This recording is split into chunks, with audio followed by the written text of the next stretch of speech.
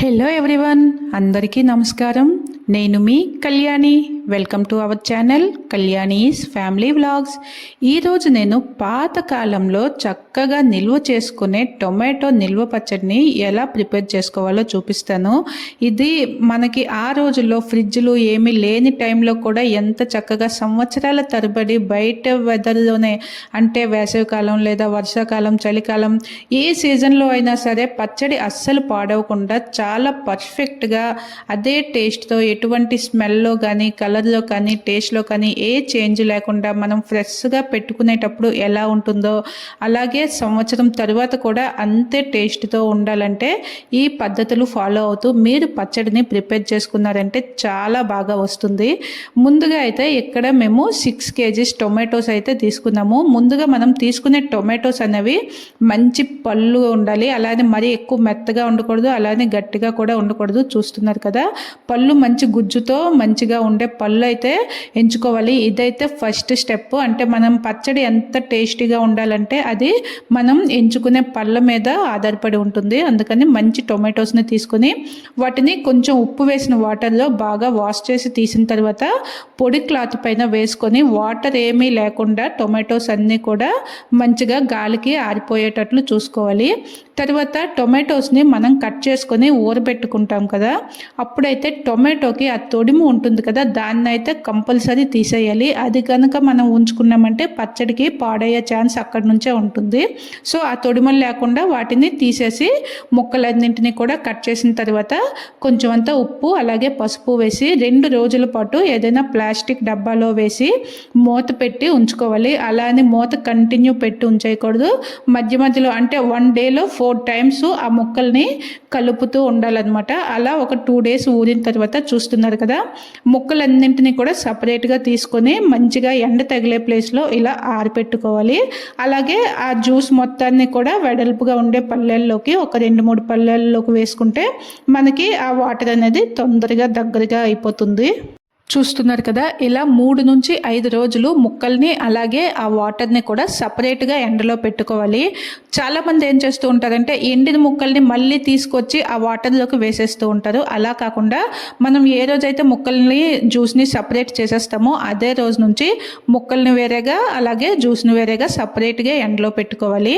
తర్వాత మనకి చూస్తున్నారు కదా, ఒక 5 days తర్వాత మనకి ఆ ముక్కలు అలాగే వాటరు ఎంత దగ్గరకు వచ్చిందో, వాటర్ని మరీ ఎండిపోయేటట్టు చేసిస్తే మనం ఈ రోజుల్లో అంటే మనం రుబ్బడం అంటే చాలా కష్టం కదా, మిక్సీ చేసుకోవాలి. సో మిక్సీ చేసుకోవడానికి ఈజీగా ఉండాలంటే కొంచెం వాటర్ అనేది ఇలా ఉండేటప్పుడే మనకి ఎండబెట్టుకున్న ఆ టొమాటో ముక్కలతో పాటు మనం వేసుకునే చింతపండుని క్వాంటిటీ చూసుకొని, ఎక్కడైతే నేను అంటే 3 పావుల చింతపండు, ఇవి 6 kg పళ్ళు కదా, అంటే 700 grams నుంచి 800 grams అంటే పిక్కలు తీసేసిన, అంటే ఆ చింతపండుకి పిక్కలు తీసిన తర్వాత వచ్చిన చింతపండుని అయితే ఆ నీటిలో వేసి ఒక నైట్ అంతా అలా నానబెట్టి వదిలేసాము, ఒక క్లాత్ కప్పేసి. చూస్తున్నారు కదా, మార్నింగ్ అయితే తర్వాత ఆ చింతపండు తాలుగా గుజ్జు అంతా తీసి పచ్చడిలోకి వేసుకొని మనకి ఆ నారలు లాంటివి ఉంటాయి కదా, ఆ థ్రెడ్స్ లాగా వాటిని రిమూవ్ చేసేసి వీటన్నింటినీ కూడా నైట్ బాగా నానాయి కదా, వీటిని ఇలా మనం మిక్సర్ చేసుకొని ఆ పేస్ట్ మొత్తాన్ని ఇలా ఒక పళ్ళెంలోకి తీసుకోవాలి. ఈ ముక్కలన్నింటినీ ముందు రోజు నైట్ నానపెట్టుకొని ఉదయాన్నే ఇలా పేస్ట్ చేసుకున్నామన్నమాట. ఇలా పేస్ట్ చేసుకున్న తర్వాత మళ్ళీ ఉదయం ఎండ వస్తుంది కదా, ఇలా మిక్సీ పట్టుకున్న ముద్ద మొత్తాన్ని ఆ డే మొత్తం ఇలా ఎండలో పెట్టుకుంటే చూస్తున్నారు కదా, ఆ వాటర్ అంతా కూడా అబ్జర్వ్ అయిపోతుంది. ఇంకా మనకి ఇక్కడ కొంచెం వెట్గా ఉండేటట్లు అనిపిస్తుంది. సో ఇప్పుడు మనం మసాలాలు అవి కలుపుకుంటాం కదా, ఈ స్టేజ్లో పచ్చడి ఈ స్టేజ్లో ఉండేటప్పుడు మన కొలతకి సరిపడా ఎక్కడైతే ఒక 1/2 kg వరకు ఎర్ర కారం, మనకి కారం ఉంటుంది కదా, ఆ కారాన్ని అయితే వేసుకున్నాము. తర్వాత మనం ఉప్పు స్టార్టింగ్లో వేసుకున్నాం కదా, ఇప్పుడు కొంచెం టేస్ట్ చూసుకొని ఎంత ఉప్పు, టేస్ట్కి సరిపడా ఉప్పు ఎంత కావాలో అంత ఉప్పు కారం వేసుకొని ఈ పచ్చడి ముద్దని మంచిగా బాగా మసాలా అంతా కలిసేలాగా మొత్తం బాగా మిక్స్ చేసుకోవాలి.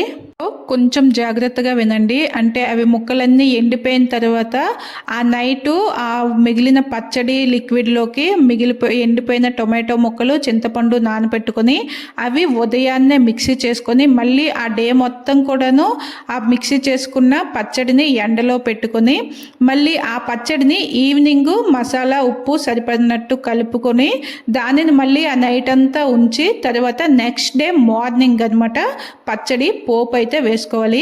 ఇక్కడ పచ్చడి పోపుకి వేరుశనగ నూనె 1 లీటర్ నూనె అయితే తీసుకున్నాము.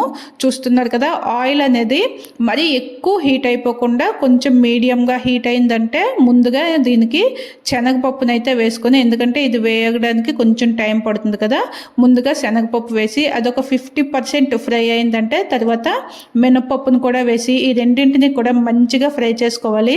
తర్వాత మనం ఆవాలు కూడా వేసుకోవాలి. ఆవాలు వేసిన తర్వాత మనకి వెల్లుల్లి, టమాటా పచ్చడిలో వెల్లుల్లి టేస్ట్ అనేది చాలా బాగుంటుంది. దానికోసమని 1 పావు వెల్లుల్లి రెబ్బల్ని చూసారు కదా ఇలా తొక్కలు తీసేసి ముందుగానే రెడీ చేసి పెట్టుకోవాలి. ఇలా తొక్కలు తీసేసిన వెల్లుల్లిని కూడా వేసి అవి మంచిగా రంగు మారి ఆ పచ్చిదనం అంతా పోయే వరకు వేయించుకున్న తర్వాత మనకి కొంచెం పోపు అంటే ఎండుమిరపకాయలు కంపల్సరీ ఉండాలి కదా, సో ఎండుమిరపకాయలు కూడా వేసి తర్వాత ఫ్రెష్ కరివేపాకు, ఇప్పుడెప్పుడే లేత కరివేపాకు అంటూ ఉంటుంది కదా, అలా ఫ్రెష్ కరివేపాకును కూడా వేసి అలాగే ఫైనల్గా ఇంగువ కూడా వేసుకొని మంచిగా ఫ్రై చేసుకోవాలి. ఇప్పుడు చూస్తున్నారు కదా, నార్మల్గా ఫ్రై చేసిన తర్వాత ఆయిల్ని కొంచెం చల్లగా చేసేసి ఆ పోపుని పచ్చడిలోకి వేసేస్తూ ఉంటాము.